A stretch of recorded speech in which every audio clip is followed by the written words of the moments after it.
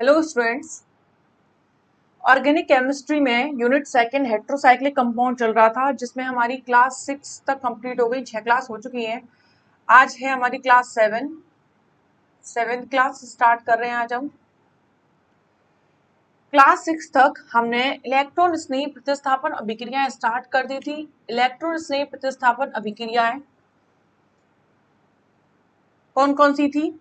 Normal reactions होती हैं जो बेंजीन के द्वारा दी जाती हैं, वो हेलोजनीकरण, नाइट्रीकरण, सल्फोनीकरण, ये थोड़ी नॉर्मल रिएक्शंस हैं। Electrophilic substitution reaction. बट जो पायरोल होता है उसकी जो रिएक्टिविटी होती है वो अबाउट फिनॉल और एनिलीन के थोड़ी लगभग बराबर होती है, इसलिए इसमें कुछ स्पेशल स्पेशल अभिक्रिया भी दी जाती हैं। राइमोटीमान रिएक्शन, युग्मन रिएक्शन, नाइट्रोसोनीकरण रिएक्शन, जिसमें कि हमारी हेलोजनीकरण रिएक्शन कल कंप्लीट हो गई थी। आज स्टार्ट करते हैं नेक्स्ट रिएक्शन। आज स्टार्ट करते हैं नेक्स्ट नाइट्रीकरण रिएक्शन।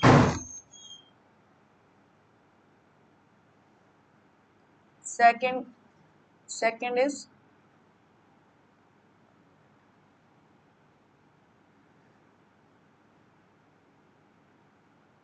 सेकेंड है नाइट्रीकरण अभिक्रिया।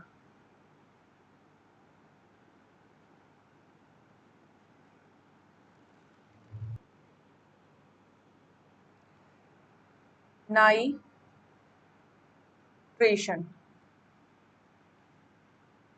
नाइट्रीकरण या नाइट्रेशन रिएक्शन में क्या होता है? NO2 समूह जोड़ना होता है। हमने क्या देखा था? सिर्फ हेलोनियम में स्पेशल केस था कि हेलोनियम आयन एक्टिव इलेक्ट्रॉन स्नेही होने के कारण ये अल्फा और दोनों बीटा पर रिएक्ट हो जाता है। लेकिन ऐसा कुछ नाइट्रीकरण में नहीं होता है। नाइट्रीकरण में हमें फर्स्ट स्थिति पर या फिर अल्फा स्थिति पर ही अटैक करवाना है। तो वही हम पहले पिरोल बनाते हैं, फिर इलेक्ट्रॉन स्नेही का आक्रमण करवाएंगे।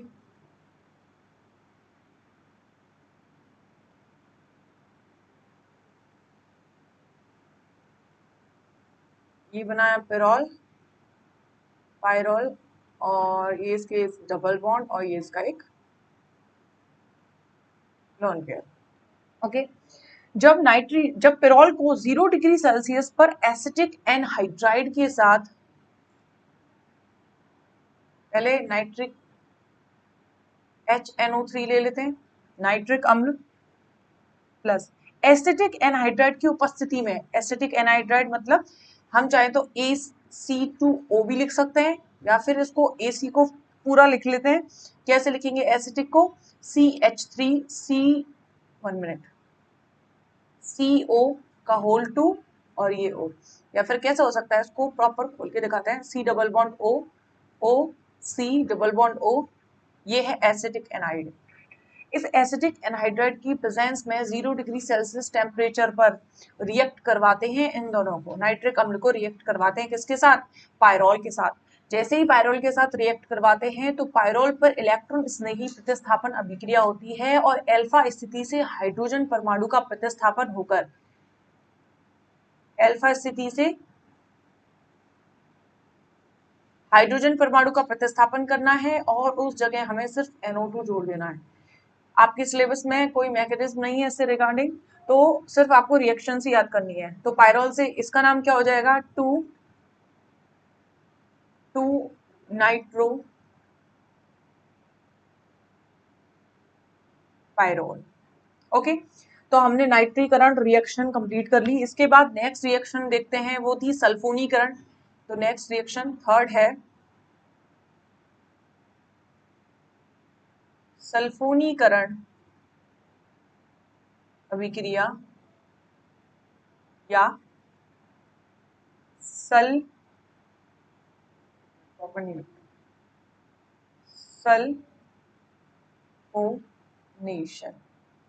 Sulphonation reaction, सल्फोनीकरण।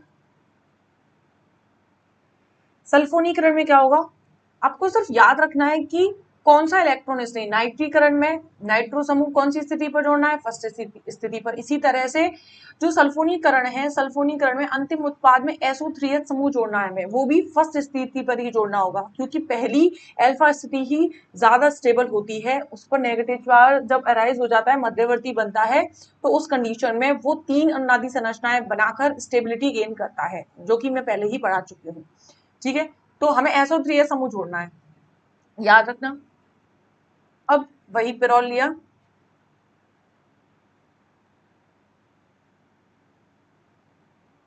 पिरोल, अब पायरोल के साथ रिएक्ट करवाना है SO3।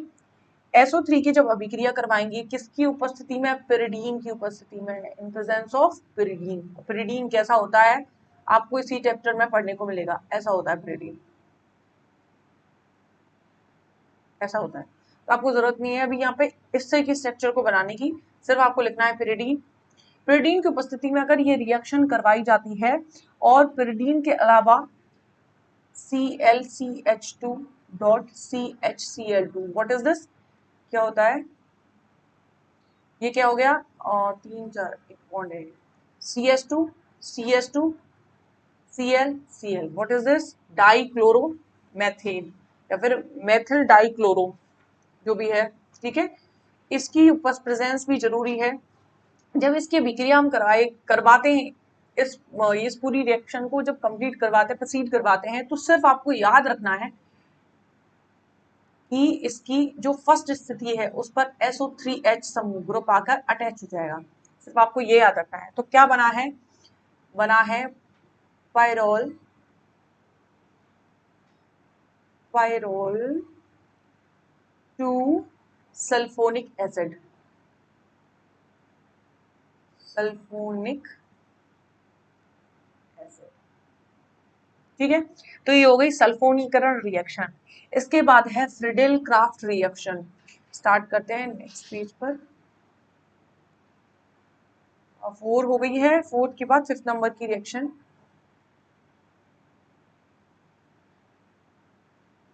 फिफ्थ नंबर की है फ्रिडेल, फ्रिडेल क्राफ्ट रिएक्शन, या फिर लिख सकते हैं हम फ्रिडेल 1, फ्रिडेल क्राफ्ट रिएक्शन, शॉर्ट में फ्रिडेल क्राफ्ट रिएक्शन। अब देखो यहाँ पर हमें फ्रिडेल क्राफ्ट रिएक्शन कंप्लीट करवानी है। सबसे पहले पिरोल बनाते हैं,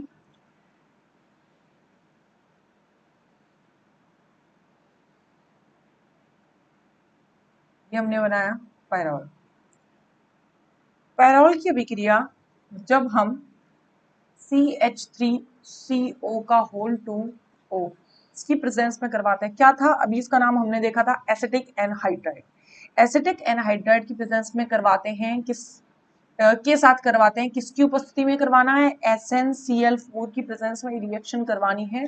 तो वही आपको सिर्फ प्रोडक्ट में फर्स्ट स्थिति पर जुड़ने वाला समूह याद रखना है। कौन सा समूह जुड़ेगा, हाइड्रोजन हटके उस जगह जुड़ जाएगा आप COCS3।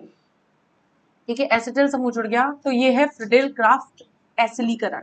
अगर केवल CH3 जुड़ता, CO नहीं जुड़ता, तो वो होता फ्रिडेल क्राफ्ट एल्किलीकरण। लेकिन ये फ्रिडेल क्राफ्ट रिएक्शंस होती हैं, वो 2 टाइप्स की होती है। फर्स्ट होती है फ्रिडेल क्राफ्ट एल्किलीकरण, एल्किलीकरण, और दूसरा होता है एसिलीकरण।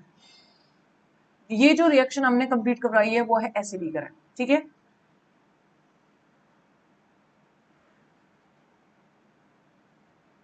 ठीक है। अब इसके बाद फ्रिडेल क्राफ्ट के बाद नेक्स्ट रिएक्शन है कॉल्वे अभिक्रिया।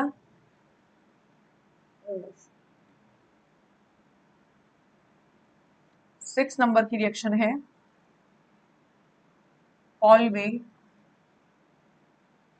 अभिक्रिया या फिर कॉल्वेज रिएक्शन। ओके, कॉल्वे रिएक्शन में हम क्या करवाएंगे, पायरोल की रिएक्शन, वही सारी पायरोल की रिएक्शन होनी है। पायरोल लिया हमने, पिरोल या फिर पायरोल, पायरोल की रिएक्शन, पायरोल की रिएक्शन हमने CO2 से करवाई। टेम्परेचर, हाई टेम्परेचर लेना है और हाई प्रेशर लेना है, तो प्रेशर उच्च दाब लिख देती हूँ। उच्च दाब, हाई प्रेशर पर जैसे ही रिएक्शन करवाएंगे, फिर आपको याद ही रखना है, जैसे ही CO2 देखो ये है, थोड़ा याद करने के लिए मैं आपको बताती हूँ प्रोडक्ट में क्या बनेगा, यही बना देती हूँ। ये है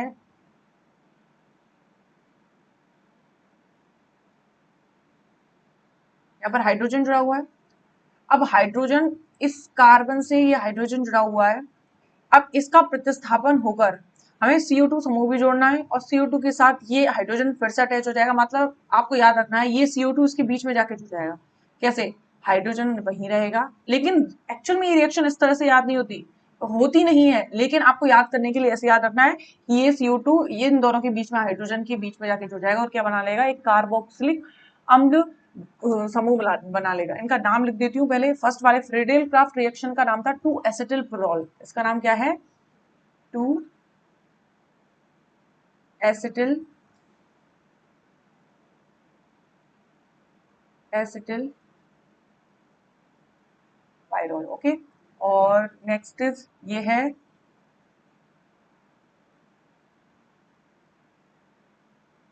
पायरोल, सेकेंड स्थिति पर है 2 कार्बोक्सिलिक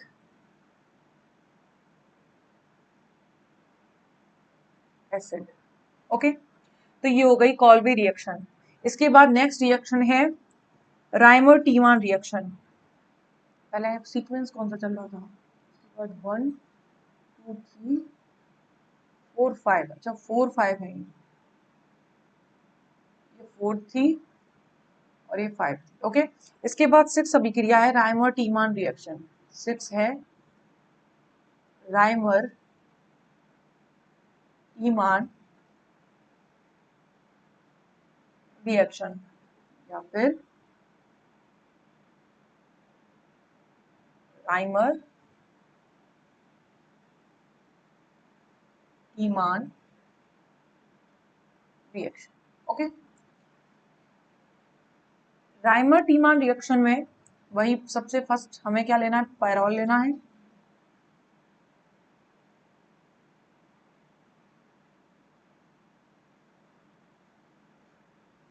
पायरोल लेना है और पायरोल की अभिक्रिया हमें क्लोरोफॉर्म से करवानी है, CHCl3 से। किससे, क्लोरोफॉर्म से करवानी है, in presence of any base, किसी भी क्षार जैसे कि KOH की उपस्थिति में।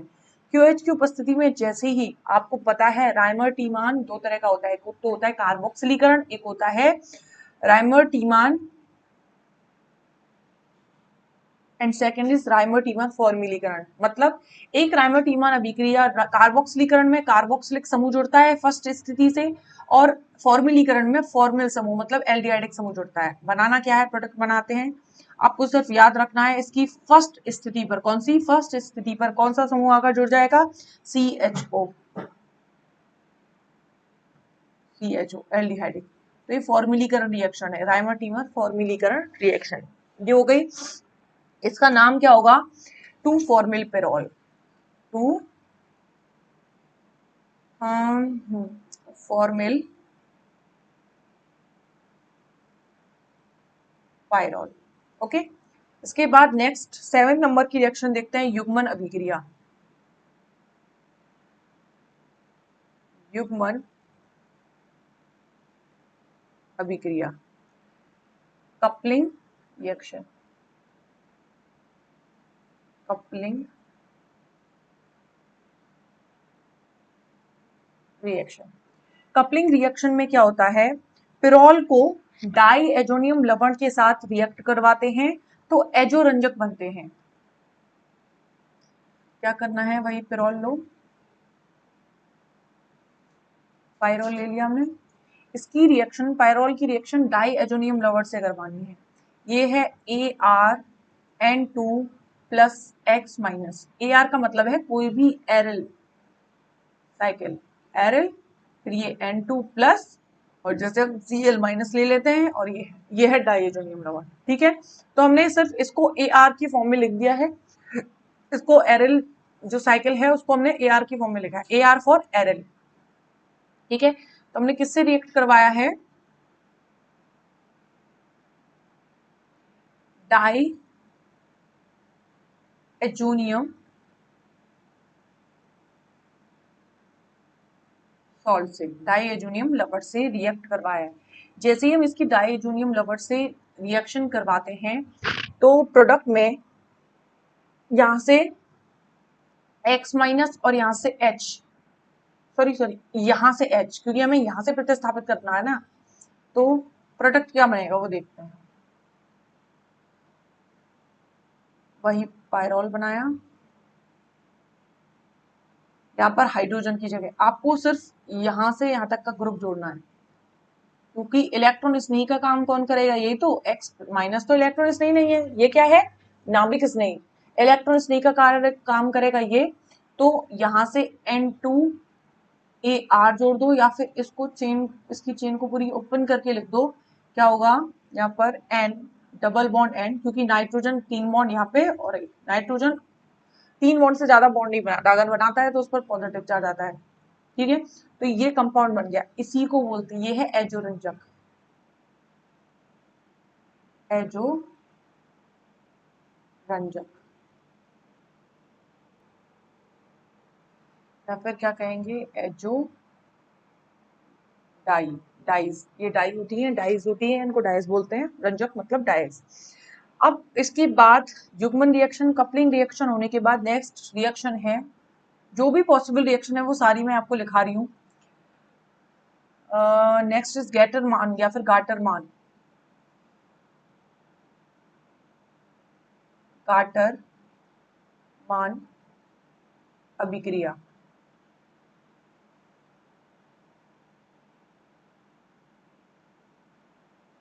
गाटरमान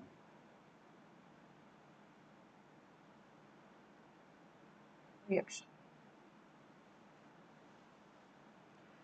गाटरमान रिएक्शन में क्या होगा, सबसे पहले पायरोल लो, वही लिया हमने, पायरोल ले लिया। अब पायरोल की रिएक्शन करवाएंगे हम HCN प्लस HCl से in presence of water molecule. HCN से करवाई है रिएक्शन हमने। अब जैसे ही ये रिएक्शन कंप्लीट होगी तो आपको याद रखना है, गाटरमान रिएक्शन में जब इस इलेक्ट्रॉन स्नेही रिएक्शन होती है तो 1 स्थिति पर एल्डिहाइडिक समूह जुड़ता है। कौन सा, एल्डिहाइड समूह जुड़ता है। बस ये अगर आप याद रखोगे तो इजीली रिएक्शंस को आप लिख पाओगे। तो यहाँ पर N, और आप सभी जानते हो 1 फर्स्ट स्थिति पर हम ग्रुप्स को क्यों जोड़ रहे हैं, तो 1 फर्स्ट स्थिति पर हमने CHO ग्रुप जोड़ दिया। ओके, तो इसका नाम क्या होगा, 2,2-फॉर्मिल पायरोल।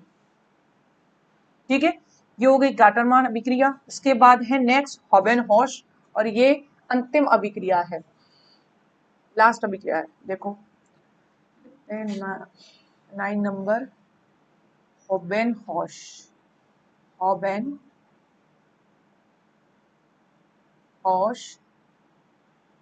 अभिक्रिया, हॉबेनहॉश अभिक्रिया, या फिर हॉबेनहॉश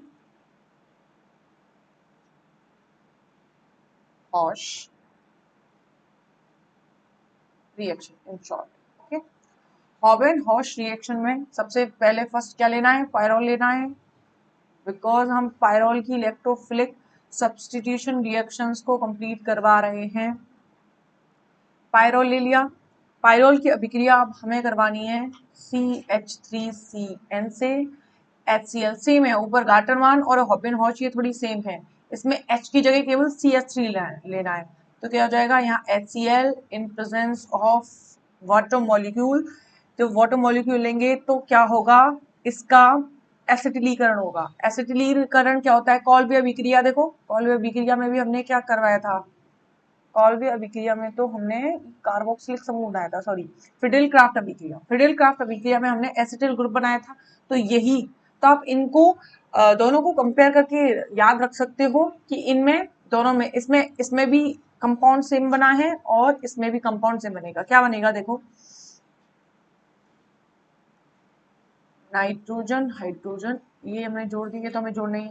अब यहाँ पर COCH3 एसिटिल समूह जोड़ दिया है, लाइक फ्रिडेल क्राफ्ट एसिलीकरण की तरह। तो इसका नाम क्या है?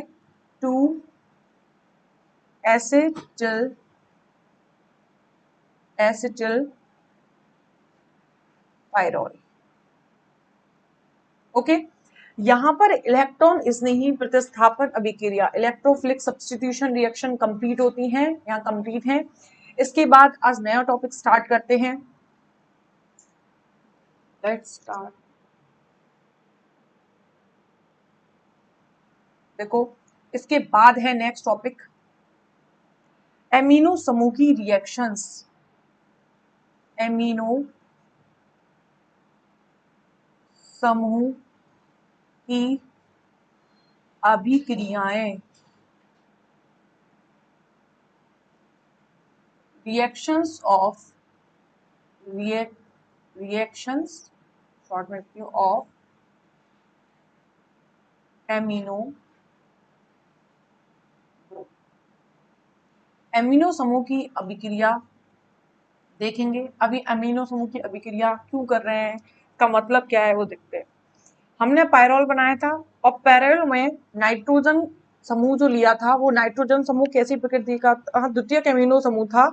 और कैसी प्रकृति का था? हमने दुर्बल क्षारीय प्रकृति का देखा था। कैसा नेचर था उसका?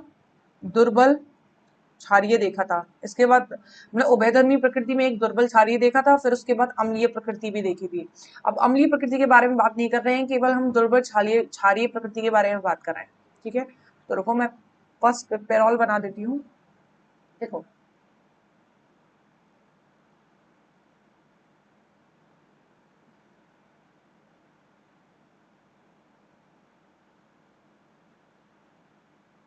पायरोल, ये जो पायरोल होता है, पेरोल में द्वितीयक एमिनो समूह उपस्थित होता है। ये द्वितीयक एमिनो समूह कैसे? देखो मैं दोबारा से रिपीट कर रही हूँ जो बात मैंने पहले बताई थी। NH3 है, NH3 NH3 है। अब NH3 के एक, ये तो अमोनिया हो गया, अमोनिया है। अब NH3 के एक हाइड्रोजन परमाणु को एल्किल समूह द्वारा प्रतिस्थापित करने पर RNH2 बनता है। इसको बोलते हैं 1 डिग्री एमीन या प्राथमिक एमीन। इसके बाद अगर इसकी एक और हाइड्रोजन को प्रतिस्थापित कर दिया जाए तो इसकी एक और एल्किल चेन आ जाएगी और ये बनेगा, उस कंडीशन में ये बन जाएगा 2 डिग्री एमीन। और इसके एक और हाइड्रोजन को प्रतिस्थापित कर दिया जाए, तीनों हाइड्रोजन प्रतिस्थापित हो चुके हैं, उस कंडीशन में ये क्या बन जाएगा? 3 डिग्री एमीन। ओके, अब आप देखो मैंने कहा है कि जो इस ये होती है पायरोल होती है, उसमें जो पेरोल में एमिनो समूह होता है, एमिनो समूह है NH और ये यहाँ पे C है, मतलब कार्बन चेन है और ये कार्बन चेन, दो कार्बन चेन जुड़ी हो तो वो 2 डिग्री हो जाता है। तो वह बस वही कहा गया है कि जो है ये एमिनो समूह होता है ना, ये एमिनो, काम कर रही है सिर्फ आपको समझाने के लिए लिखा था।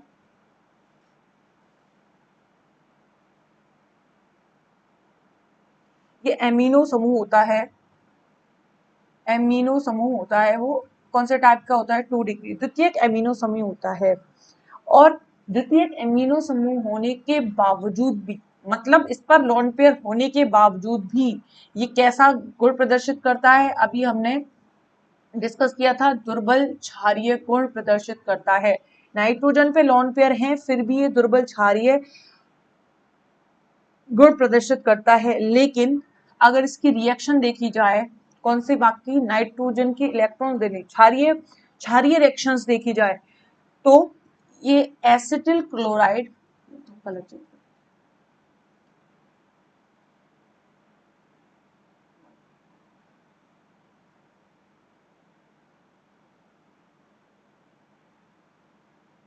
एसिटिल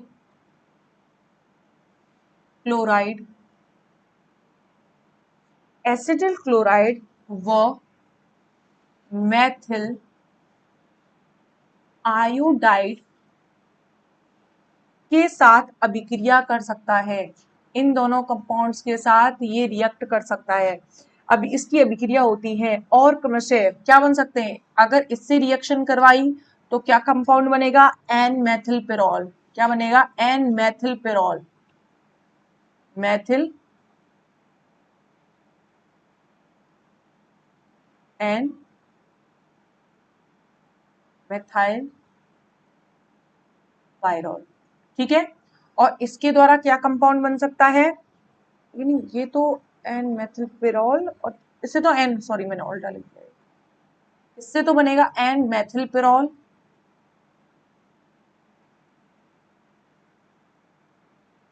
एन मेथिलपिरोल, और इससे बनेगा एन, क्योंकि एसिटिल है इसमें, एन एसिटिल पायरोल। अब देखो ये दुर्बल क्षारीय है, दुर्बल क्षारीय मतलब इलेक्ट्रॉन्स नहीं दे पाएगा, इलेक्ट्रॉन देने में इसको मुश्किल है, लेकिन ये इन दोनों कंपाउंड के साथ इलेक्ट्रॉन देकर अपनी रिएक्शंस को कंप्लीट करता है, मतलब क्षारीय गुण को प्रदर्शित करता है। ज्यादा कंपाउंड के साथ ये रिएक्शन नहीं कर पाता, इसलिए दुर्बल है। इन दोनों के साथ रिएक्शन करके ये कंपाउंड बनाता है। कैसे बनाता है वो देखते हैं। कहाँ गया, देखो कैसे, हमने पायरोल लिया,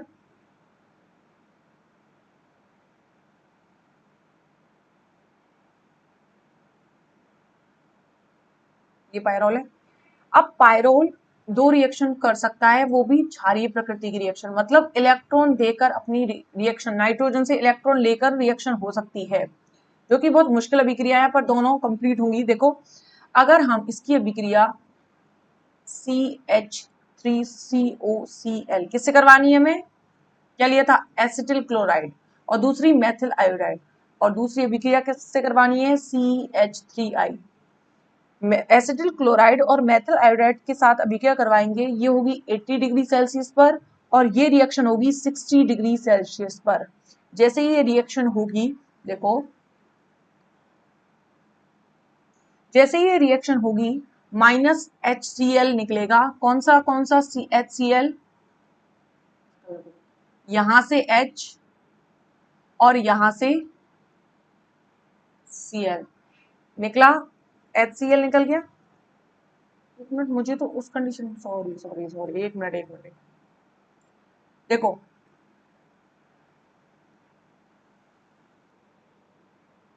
नहीं सही है, क्या किया, कहां से निकलेगा, एक H यहां से, एक Cl यहां से, और क्या बनेगा, नाइट्रोजन, यहां क्या जुड़ जाएगा, COCH3, ये बन गया। अब इसके इलेक्ट्रॉन्स तो बिजी हैं यहाँ पर षटक बनाने में। अब नाइट्रोजन इलेक्ट्रॉन की कमी महसूस कर रहा है, तो ये वाला बॉन्ड कभी भी टूट सकता है, ये वाला बॉन्ड भी टूटता है बहुत आसानी से, तो ये इस वाले बॉन्ड को कभी भी तोड़ सकता है। तो जो प्रोडक्ट हमें मिला है वो कैसा है, अनस्टेबल प्रोडक्ट है, कभी वो बंद को तोड़ देगा और जो हमने बनाया है वो खत्म हो जाएगा। ठीक है, तो इसीलिए इसको और आगे गर्म किया जाता है।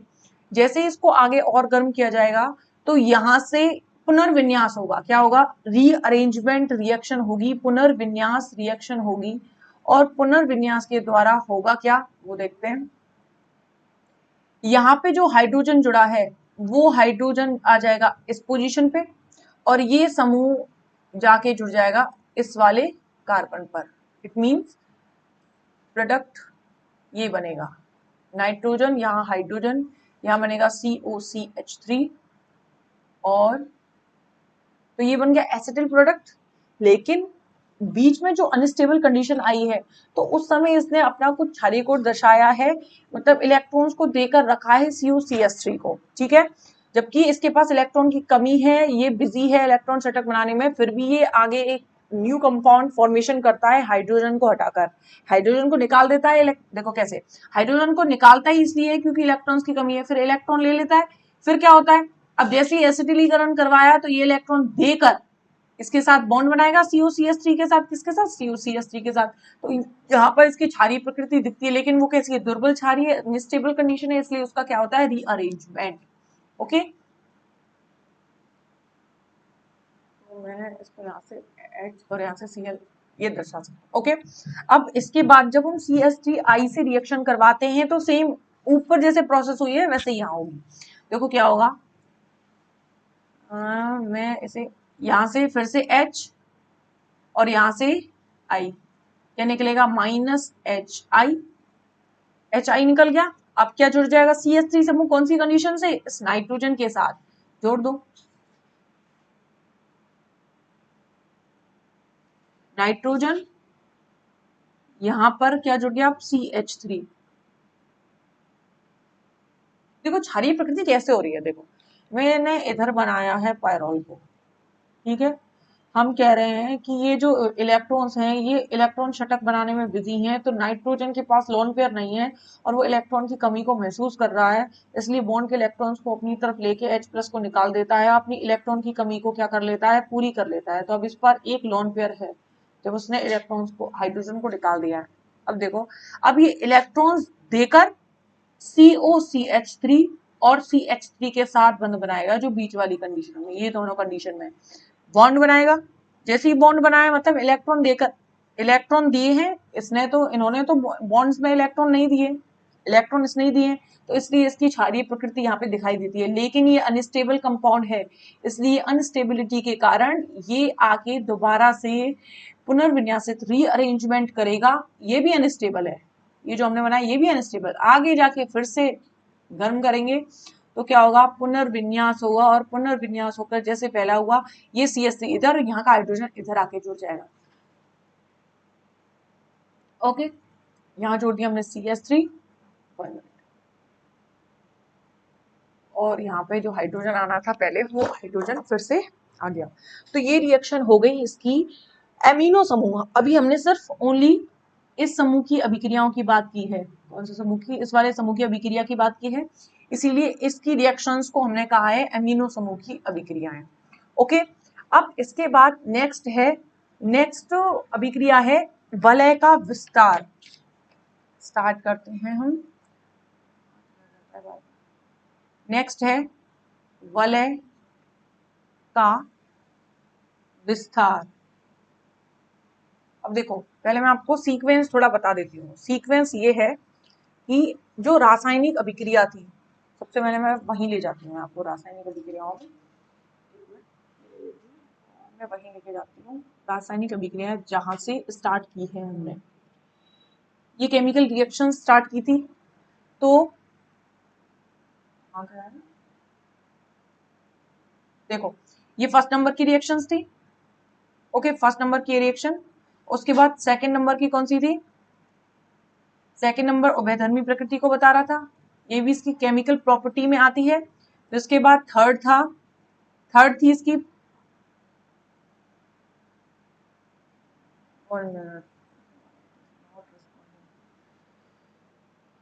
इसके बाद सेकंड हो गई, थर्ड थी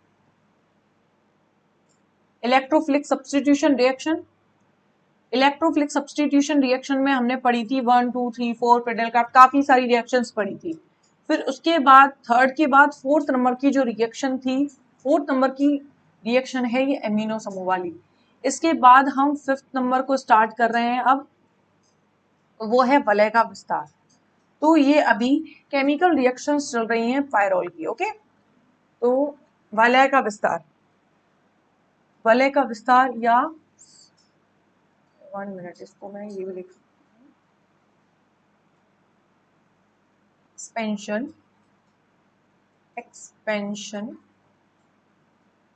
ऑफ द रिंग, हमें रिंग का एक्सपेंशन करना है, एक्सपेंशन ऑफ द रिंग, ठीक है, वलय का विस्तार। अब देखो वलय का विस्तार रिएक्शन होती कैसे है, आगे प्रोसीड। अब वलय का विस्तार को हम थोड़ा थ्योरेटिकली समझते हैं।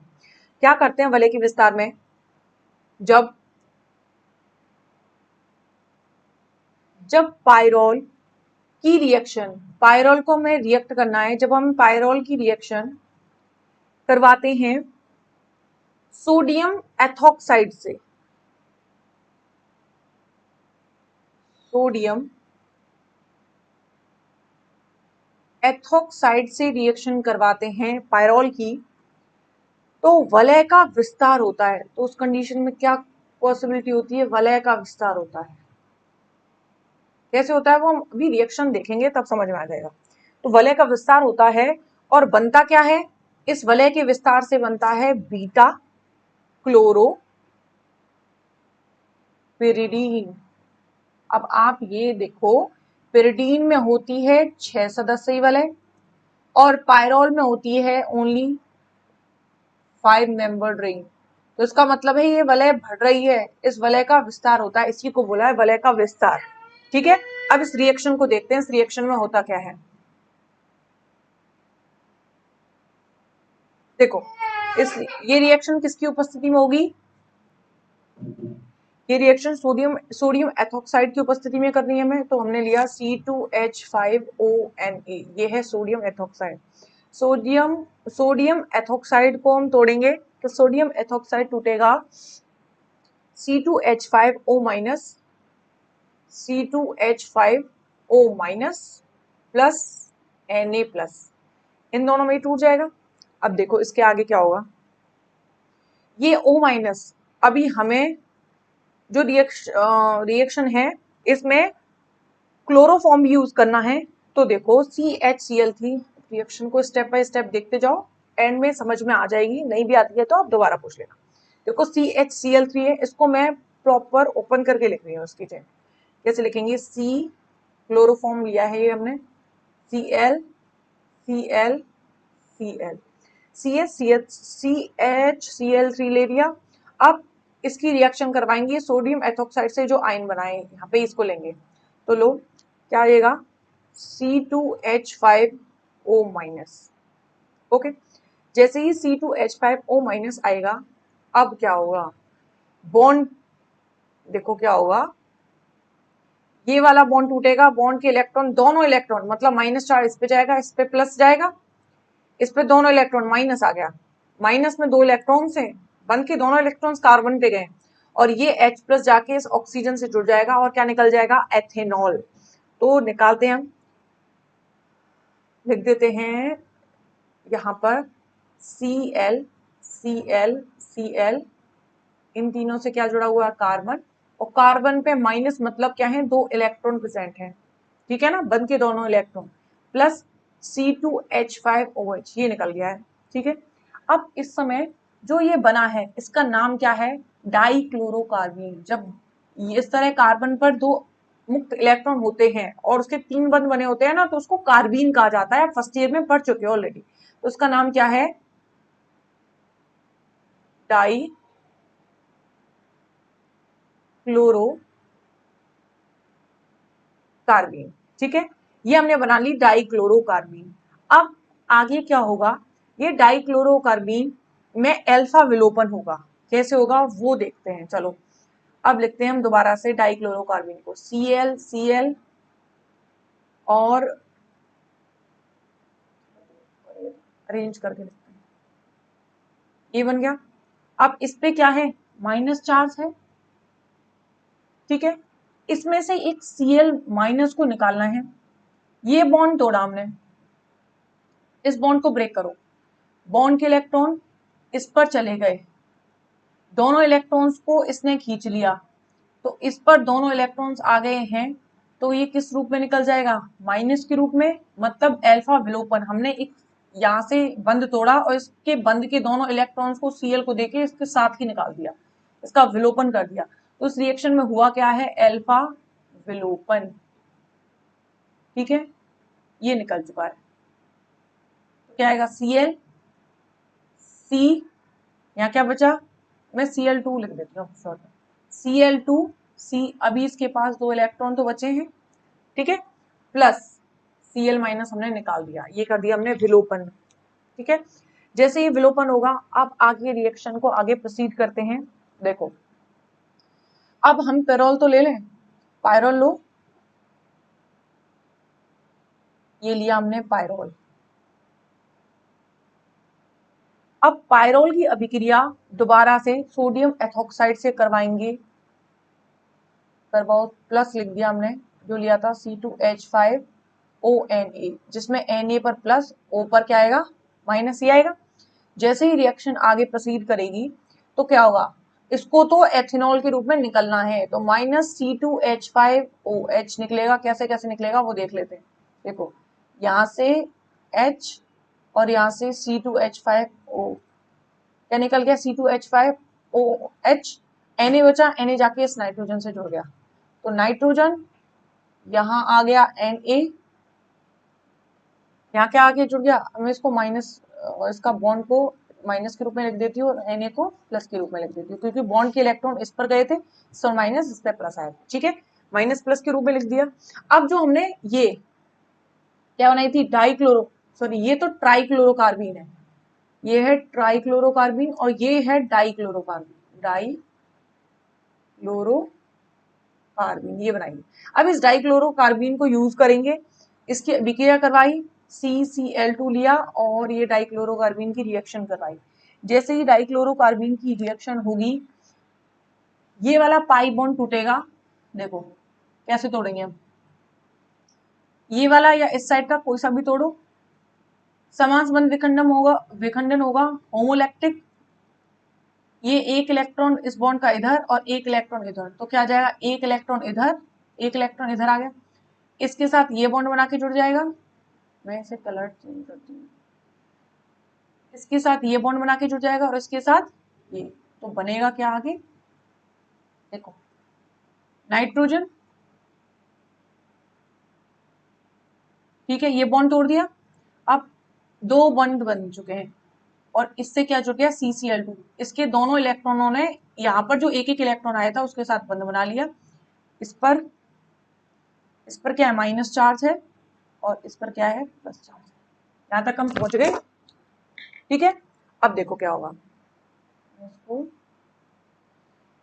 थोड़ा छोटा लिखती हूँ, ये तो दो इलेक्ट्रॉन यूज नहीं है, यहाँ पर ये माइनस लिया और मैं यहाँ लिख देती हूँ Na प्लस, क्योंकि इसका काम आएगा।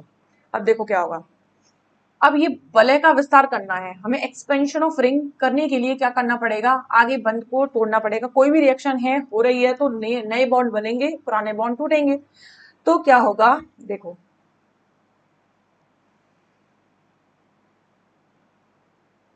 ये देखो, ये माइनस चार्ज यहां शिफ्ट होकर, देखो ये माइनस चार्ज इधर शिफ्ट होगा और यहाँ पर एक बॉन्ड फॉर्म करेगा, ठीक है। इसके बाद आगे क्या होगा, जैसे ही ये माइनस चार्ज यहाँ शिफ्ट हुआ, ये वाला बॉन्ड टूटेगा और ये वाला बॉन्ड टूट कर इधर शिफ्ट हो जाएगा, मतलब इधर डबल बॉन्ड बना लेगा। और मैं इनको दोबारा से लिख देती हूँ, ये Cl और ये Cl, इसमें से एक Cl और निकलेगा, वो Cl माइनस के रूप में, ये बॉन्ड के इलेक्ट्रॉन इस पे गए, मतलब आपको शिफ्टिंग करनी है, ये माइनस यहां से शिफ्ट होता हुआ यहां माइनस के रूप में Cl माइनस को निकालेगा। कैसे निकालेगा, माइनस Cl माइनस लिख दिया मैंने, माइनस Cl माइनस लिख दिया, देखो कैसे, ये माइनस चार्ज यहाँ के बॉन्ड बनाएगा, ये जाके यहाँ बॉन्ड बनाएगा और ये Cl माइनस के रूप में निकल जाएगा। अब देखो हमें इस बॉन्ड को तोड़ना है, यहां से जैसे ही इस बॉन्ड को तोड़ेंगे, देखो हमने ये बॉन्ड तोड़ दिया, ठीक है। अब इस कार्बन से ये कार्बन जुड़ गया, इस कार्बन से ये कार्बन, तो देखो कितनी सदस्य बले बनी, एक, कितने भाग बने, देखो 1 2 3 4 5 और 6, 6 बन गई ना, तो हमें 6 सदस्य वलय बनानी है। तो क्या बनेगा, नाइट्रोजन तो जुड़ा ही रहेगा, 6 सदस्य वलय बना दो, इसमें नाइट्रोजन जुड़ा हुआ है, यही तो हुआ है। देखो कितनी वलय है, दोबारा से मैं दिखाती हूँ, काउंट करो आप, ये कितनी है, 1 2 3 4, ये कार्बन है 5 6, 6 साइड हो गई, ठीक है। तो इसीलिए 1 2 3 4 5 6, 6 साइड बना दी हमने, ठीक है। अब इसके बाद हमने माइनस Cl माइनस निकाल दिया था, अब क्या होगा, इसमें जो Cl माइनस है, देखो ये Cl माइनस यहां से निकलेगा ना, तो यहाँ से Cl माइनस अकेले निकलने से अच्छा है यहाँ से एक Na प्लस को भी ले जाएगा। तो हमें Cl माइनस निकालना है, लेकिन किसके साथ? अब लिखेंगे हम NaCl। NaCl के साथ निकल गया और क्या बन गया? अब ये बन गया पिरिडीन। इसका फॉर्मेशन हो गया, पिरिडीन का फॉर्मेशन हो चुका है। वलय का विस्तार, वलय बड़ी है थोड़ी, इसीलिए इसको बोलते हैं वलय का विस्तार अभिक्रिया, एक्सपेंशन ऑफ रिंग रिएक्शन। ठीक है, इसके बाद आगे कुछ और रिएक्शंस हैं जिसमें ऑक्सीडेशन है, रिंग ओपनिंग है, और फिर उसके बाद पिरोल की एरोमेटिसिटी के बारे में देखना है, और लास्ट में पिरोल की स्ट्रक्चर को पढ़ना है। वो हम नेक्स्ट लेक्चर क्लास में पढ़ेंगे, उसके बाद फ्यूरेन स्टार्ट करेंगे।